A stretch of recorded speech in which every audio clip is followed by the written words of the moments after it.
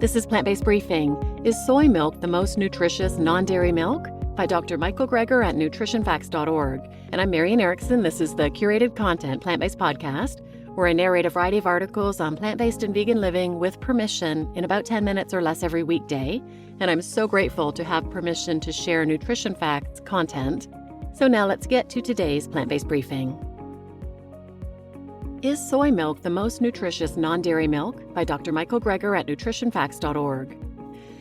There's a constellation of new choices in the dairy case these days, from almonds to oats, such that major dairy corporations are going out of business.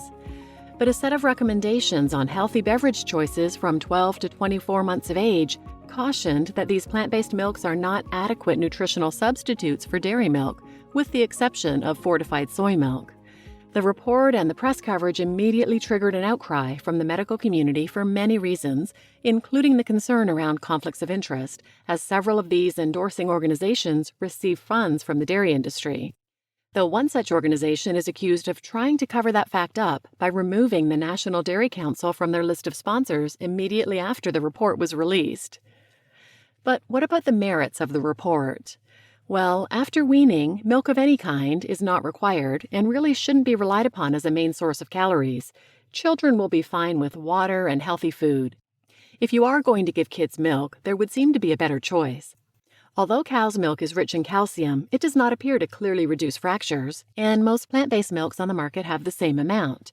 More importantly, the consumption of cow's milk carries risks, including a potential association with type 1 diabetes onset, anemia in toddlers, lactose intolerance, cow's milk protein allergy, and infantile colic. I've got a bunch of videos on those topics. So the adverse effects from just normal consumption of cow's milk must be compared against risks from plant-based milks, which are problematic mainly when used inappropriately, meaning to the exclusion of any other food. Diets that were clearly inappropriate, like a case of Kwashiorkor in Atlanta, because his diet was basically 99% rice milk. Plant-based milks have the benefit of being low in saturated fat and free of cholesterol, and though the protein content is generally lower than in cow's milk, plant-based milks are said to be richer in terms of fiber. That's technically true since cow's milk has zero fiber, but the fiber contents of plant-based milks are pretty pitiful, certainly compared to the whole foods from which they were derived. I mean, a cup of soybeans themselves would have more than 10 grams, but still, soy milk is likely the least processed out of all plant-based milks. It's basically just soak, crush, cook, and strain, and it is said to be the only non-dairy milk that contains the same amount of protein as cow's milk. That may have once been true, but now there's pea milk, which is also comparable protein-wise. They all tend to have the same calcium and vitamin D levels and fewer calories, as many as 5 times fewer calories than cow's milk, in fact. Soy milk has the additional benefit of reducing breast cancer risk in girls and normalizing development. Soy milk consumption is also associated with lower prostate cancer risk in men. And interventional studies suggest improved gut health by boosting the growth of good bacteria. Soy milk has anti-inflammatory effects, lowering C-reactive protein levels, has desirable effects on phosphorus metabolism compared to cow's milk, significantly reduces free radical DNA damage compared to rice or cow's milk, prevents bone loss in postmenopausal women when put to the test, and can improve insulin resistance.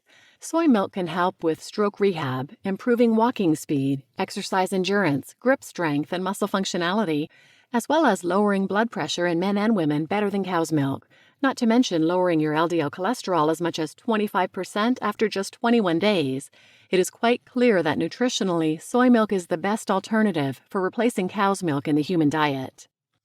Yes, there are all sorts of benefits of plant-based versus udder-based milks. No casein, cholesterol, lactose, less saturated fat, actually has a bit of fiber. But what about the specter of anti-nutrients? Is there even such a thing as anti-nutrients?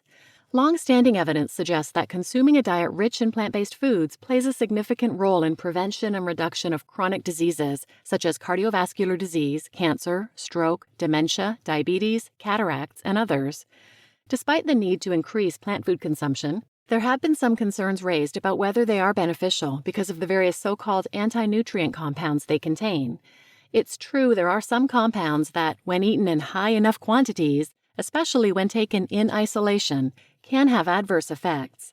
Whole plant foods also contain thousands of other compounds in that food matrix, many of which counteract the potential effects of the anti-nutrients. Plant-based diets are associated with a reduced risk of lifestyle-induced chronic diseases. The thousands of phytochemicals they contain promote antioxidant defense, for example, and reduce inflammation. In some cases, what has been referred to as anti-nutrients may in fact be therapeutic agents for various conditions. See, for example, my video series on the role of phytates in the prevention and treatment of cancer.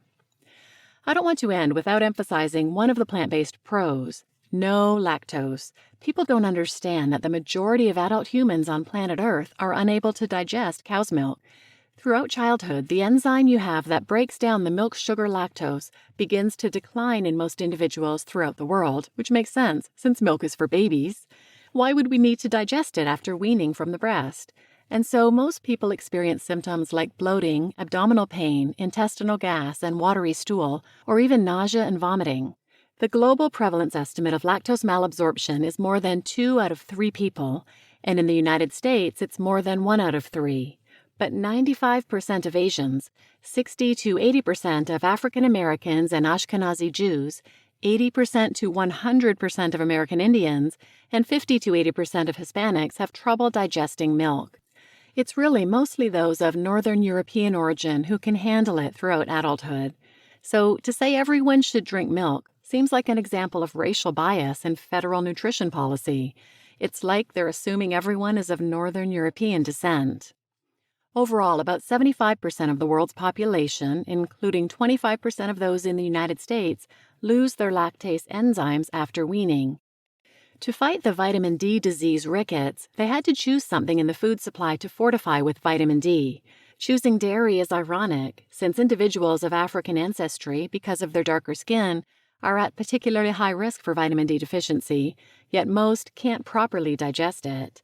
But there is some good news. For reasons like these, Canada has recently removed dairy as a separate food group in their national dietary guidance. In 2019, the new Canada's Dietary Guidelines and Food Guide were released, having undergone a thorough review and update to emphasize the importance of consuming more plant-based products. Another major change was the removal of dairy as a separate food group with, wait for it, water included as the beverage of choice. What a concept! The attenuated emphasis on dairy products and the increased focus on plant-based foods in Canada were based on several parameters, including the removal of industry-funded studies from consideration as part of the evidence base. You just listened to Is Soy Milk the Most Nutritious Non-Dairy Milk? By Dr. Michael Greger at nutritionfacts.org. And I'm your host, Marian Erickson, and I have so many episodes that are so good on this same topic, the dietary racism aspect of dairy.